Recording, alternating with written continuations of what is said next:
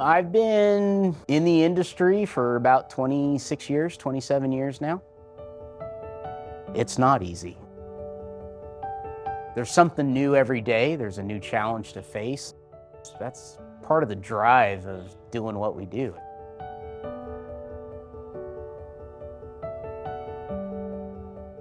I was a junior in college and I ate a delicious spinach salad, and within just a few days became very sick. When I was 9 years old, I got sick from eating E. coli contaminated spinach.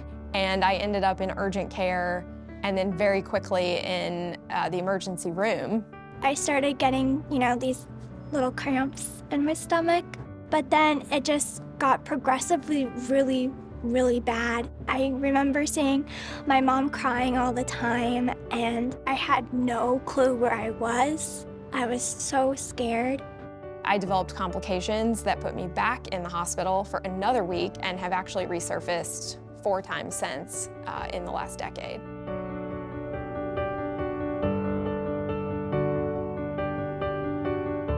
The two organizations, the LGMA and STOP, got connected and reached out to each other and looked at the idea of seeing if we could bring some individuals that have been impacted by foodborne illness, whether it was them directly or a parent or a brother or a sister, a sibling.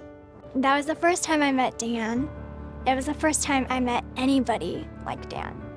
And it was extremely scary. But it was that moment that they all shared their stories, that the unknown went away, the trepidation went away, and the very early makings of a bond started.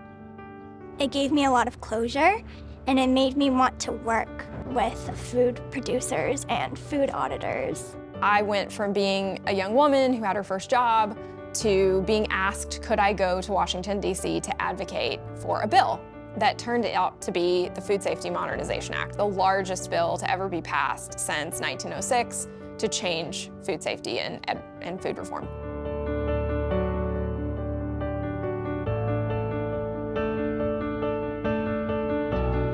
I call you guys family because I don't have friends that I can connect with who understand me, but I feel like you both do.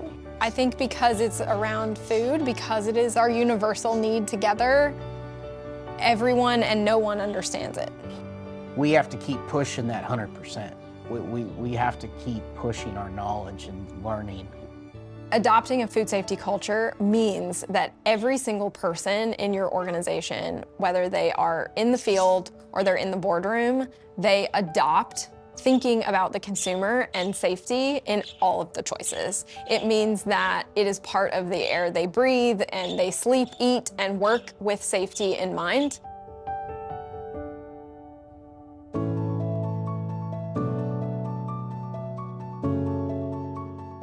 The industry has worked really hard in incorporating new science into the metrics and their practices.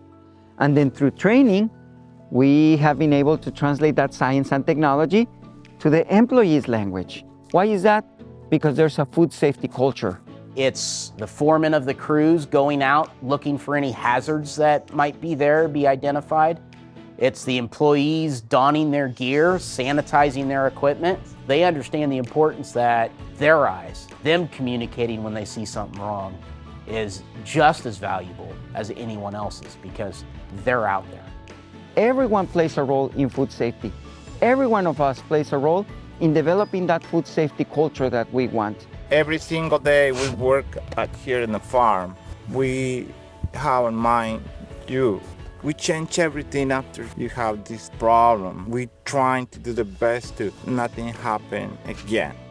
They give me hope that in the near future, there will be less foodborne illness outbreaks. What this experience has done is it's supplied the context. It's provided the understanding.